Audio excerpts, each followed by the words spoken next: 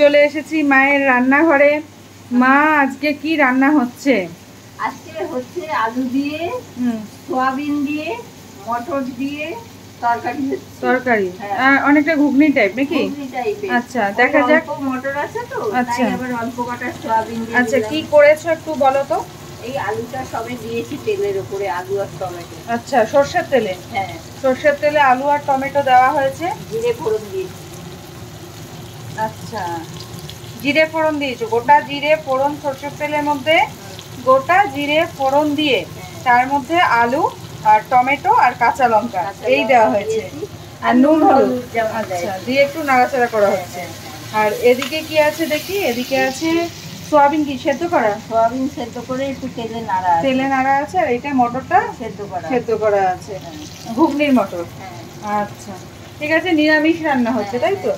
তো বন্ধুরা দেখুন নিরামিষ একটা রান্না হচ্ছে। তো এইভাবে আপনারাও কিন্তু, এটা পুরোটাই প্রোটিন রিচ, কারণ সয়াবিনেও প্রোটিন আছে আবার মটরেও প্রোটিন আছে। তো এইভাবে করে দেখতে পারেন। আচ্ছা এটাকে এবার নাড়াচাড়া করে নেওয়া হবে। আচ্ছা আলুটা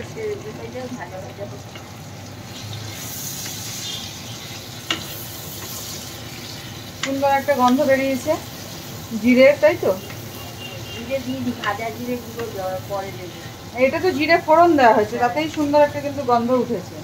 যাই হোক এটাকে একটু নাড়াচাড়া করে তারপরে আবার কি কি মেশানো হচ্ছে সেটা আমরা দেখছি। এই যে একটুখানি নাড়াচাড়া করে ঢেকে দেওয়া হলো, তারপরে আমরা কতক্ষণ, এই 5 মিনিট পরে আবার আসছি। আচ্ছা 5 মিনিট হয়ে গেছে, এবার আমরা দেখবো এটার পজিশন কি। বাহ সুন্দর রং হয়েছে কিন্তু। আচ্ছা সোয়াবিন মেশানো হচ্ছে।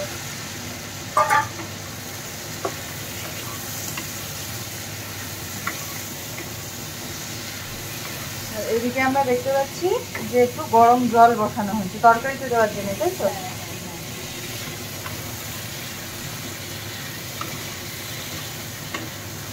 সোয়াবিনটাকে ভালো করে মশলার সাথে মিশিয়ে নেওয়া হচ্ছে।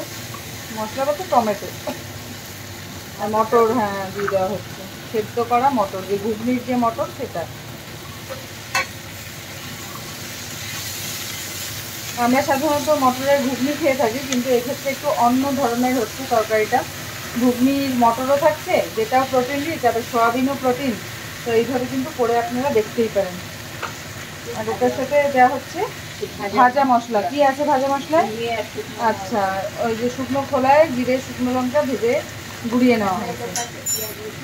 হ্যাঁ নিরামিষ রান্নাতে কিন্তু এই ভাজা মশলাটার একটা অনন্য কি বলবো যে গুরুত্ব আছে, এই খুব টেস্টটাকে এনহান্স করতে সাহায্য করে। আমি দেখেছি কাবলি ছোলাও এইভাবে নিরামিষ যখন বানানো হতো খুব ভালো লাগতো। বাহ সুন্দর একটা গন্ধ বেরিয়েছে না?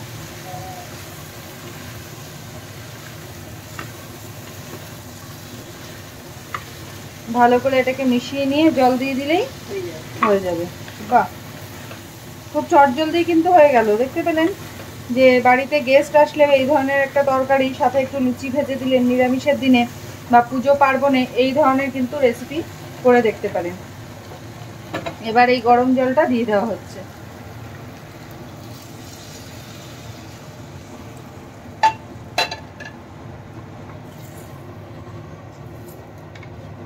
এবার এটাকে একটুখানি ঢেকে দিয়ে ফুটতে দিতে হবে, মোটামুটি 10 মিনিট মতো ফুটতে দিতে হবে। তাহলে আমরা এটাকে ঢেকে দিলাম। এবার 10 মিনিট বাদে আমরা ফাইনাল লুকটা নিয়ে আসছি। 10 মিনিট হয়ে গেছে, এবার দেখি এটার অবস্থাটা কি। বাবা গরম আছে না?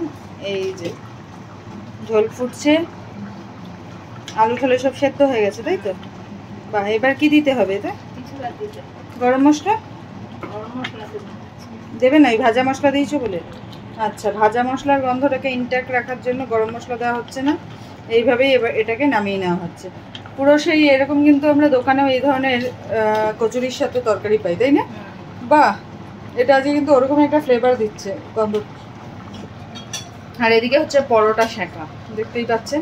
তো এই দিয়ে হয়ে যাবে আজকে আমাদের ডিনার। তাহলে ডিনারের মেনু আপনারা বুঝতেই পারলেন, এদিকে পরোটা আর এদিকে হচ্ছে এই ঘুগনির তরকারি। তো আপনারাও বাড়িতে কিন্তু বানাতে পারেন, চটজলদি উপায়ে, খারাপ হবে না। তো এরপরে খাবার টেবিলে দেখা হচ্ছে।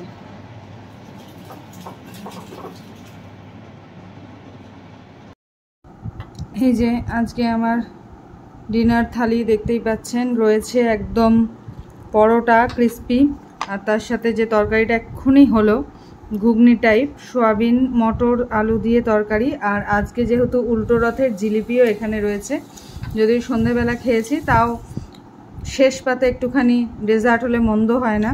তো শুরু করে ফেলছি আজকের ডিনার, দেখি কেমন হয়েছে তরকারিটা।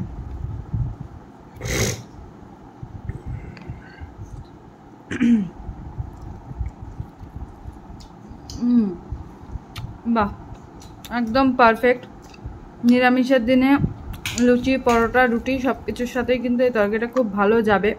আর ভাজা মশলার যে একটা গন্ধ, যার জন্য দেখলেন যে গরম মশলাটা মা দিল না, যে ভাজা মশলার গন্ধটাকে ধরে রাখার জন্য। সত্যি তাই হয়েছে, খুব সুন্দর একটা গন্ধ আমি পাচ্ছি ভাজা মশলার।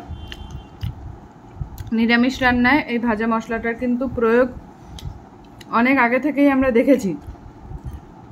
যখন ছোটোবেলাতেও রান্নাবান্না দেখেছি, তখনও দেখতাম এই ভাজা জিরে শুকনো লঙ্কার গুঁড়োটা কিন্তু প্রয়োগ করা হতো। তো যাই হোক, ডিনারটা তাহলে কমপ্লিট করে ফেলি। আর আজকের ব্লগটা তাহলে এখান পর্যন্তই।